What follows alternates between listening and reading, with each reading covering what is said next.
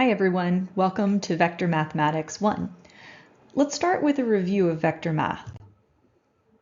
So the variables we work with in fluid mechanics, we can divide into two different categories, scalars and vectors.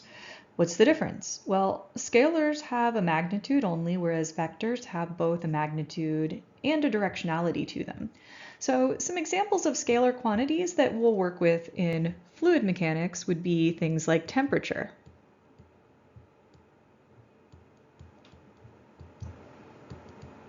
or pressure,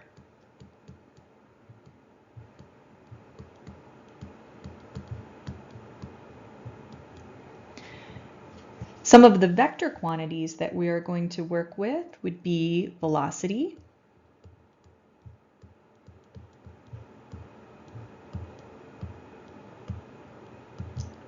force,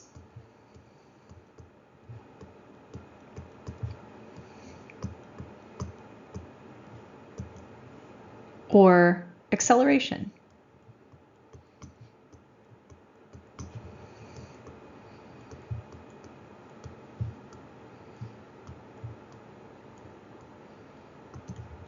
And you'll notice that when I wrote the variable name for the vector quantities, we've got these little notations above them that define them all or identify them all as vectors.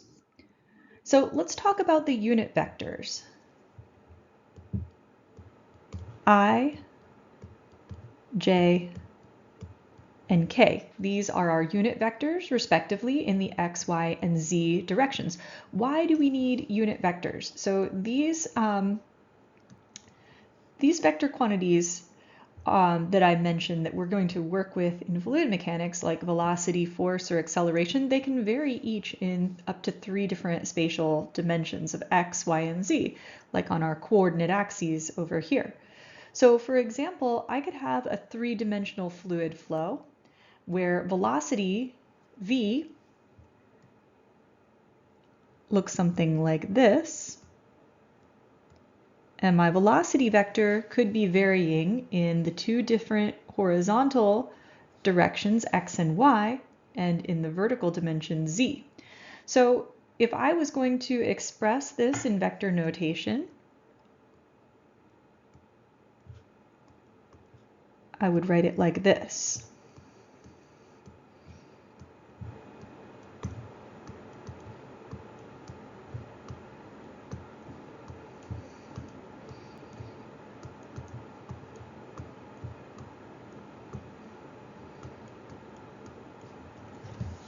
So this notation specifies that I have 3 components to my velocity vector, each with a magnitude given by v sub x, v sub y, and v sub z, and then a directionality, which are given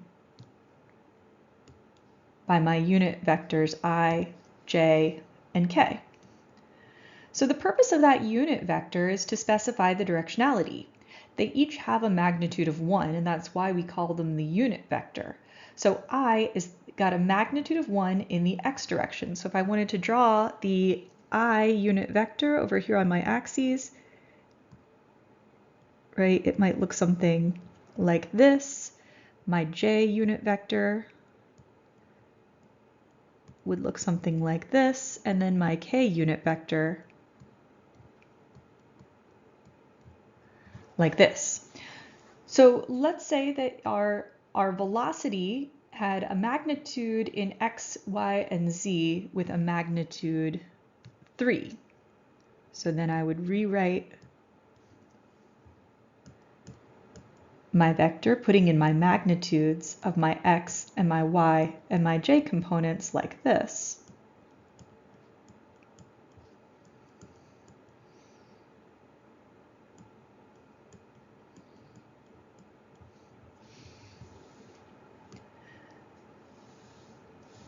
So now my x component of velocity, I'll draw my velocity components here in a different color. I have a magnitude now of 3 that's being multiplied by my unit vector I. So it has a directionality of I with a magnitude of 1. So my combination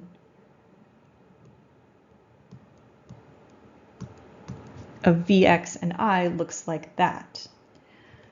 And the same thing for my y component of velocity.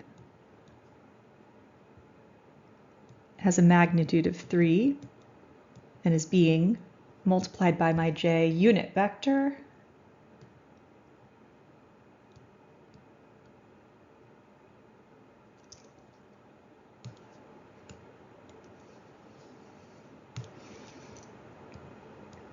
And then in my vertical, I've got a magnitude of 3 multiplied by my k.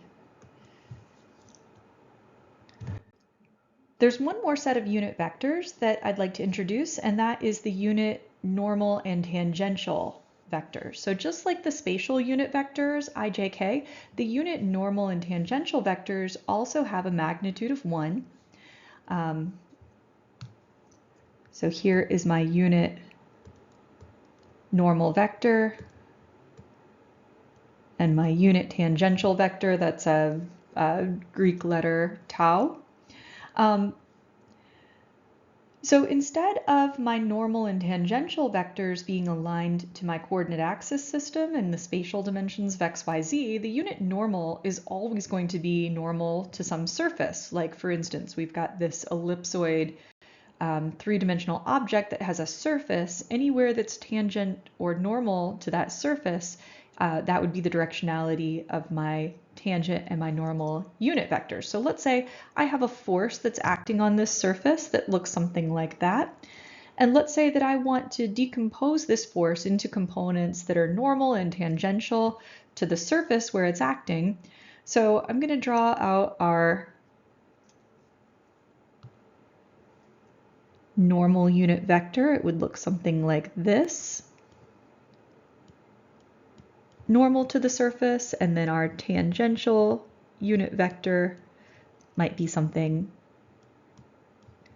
like that. And then the angle that is operating between my normal vector and my vector, I'm going to call angle theta. So if I want to compute the component of force that is normal to the surface, it's going to be the dot product of my force F